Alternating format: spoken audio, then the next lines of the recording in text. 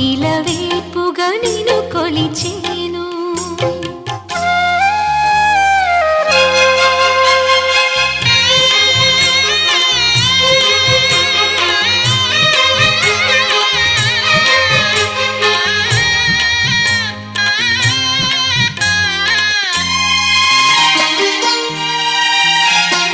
ఆలయమంటి ఇల్లు తన అక్కున చేర్చెను నన్ను. ఆలయమంటి ఇల్లు తన అక్కున చేర్చెను నన్ను.